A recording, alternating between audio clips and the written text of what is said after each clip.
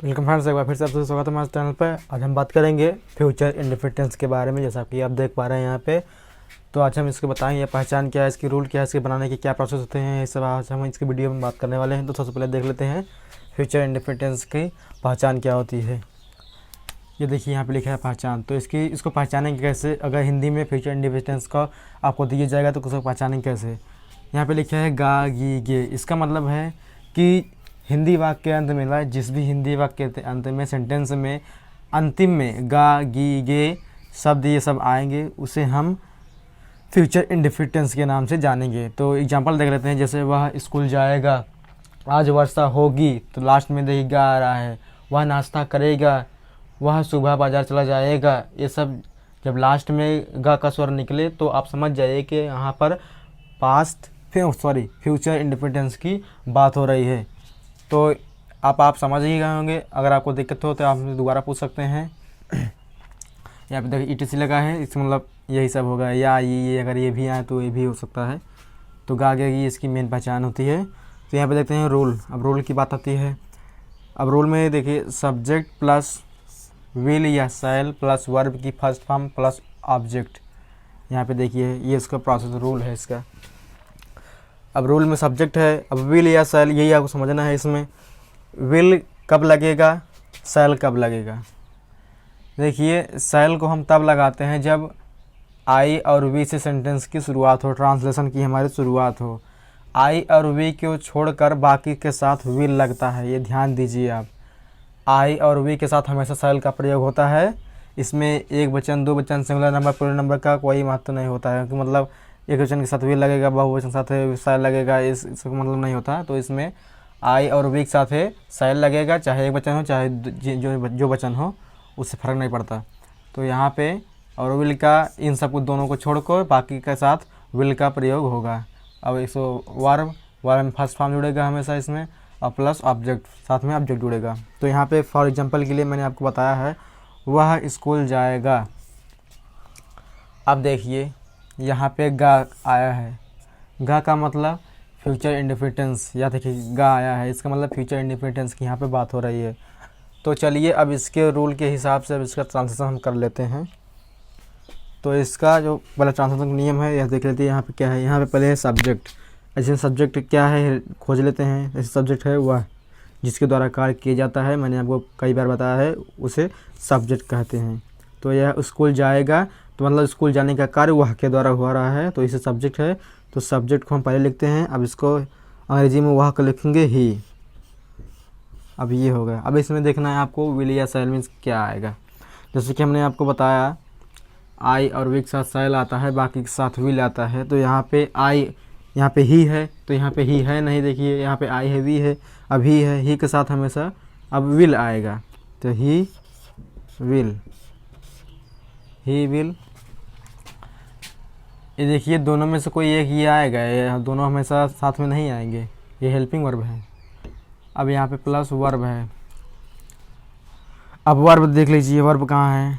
तो यह वर्ब यह है जाएगा, ये वर्ब होता है। जाना, लास्ट में जो ना का स्वर निकले उसे वर्ब कहते हैं। तो यहाँ पे हो गया जाना का, हो गया go, he will go. Plus verb का फर्स्ट फॉर्म है तो जाना का फर्स्ट फॉर्म गो ही होता है, तो हो गया ही विल गो। अब प्लस ऑब्जेक्ट है, ऑब्जेक्ट है यहाँ पे स्कूल।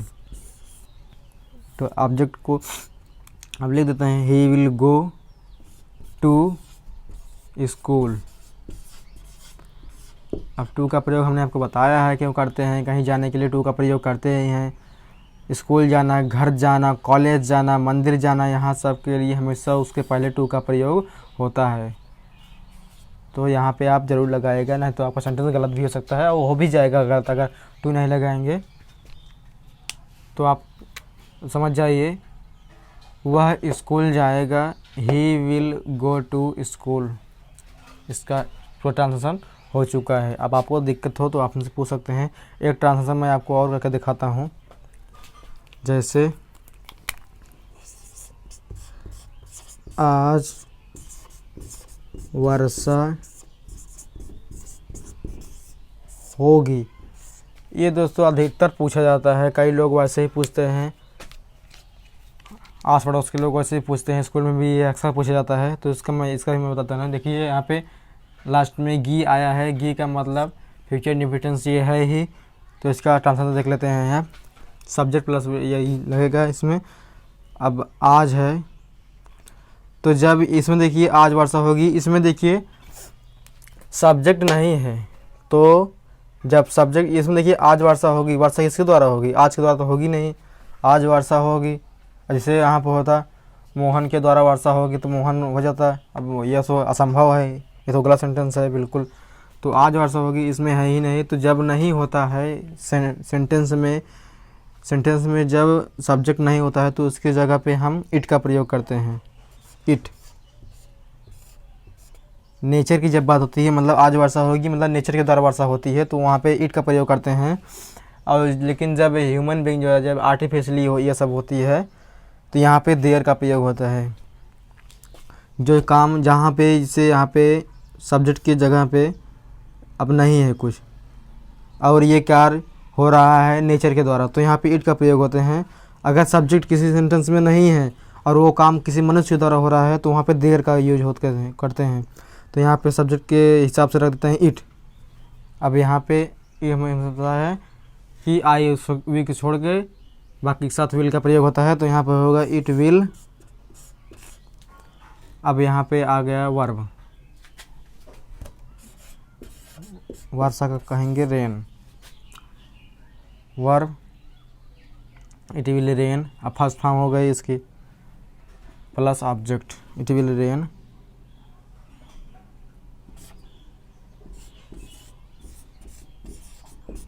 टुडे। आज हो गया, कल हो गया, टुमारो, यस्टरडे, ये इन सब को हम लास्ट में हमेशा लिखते हैं।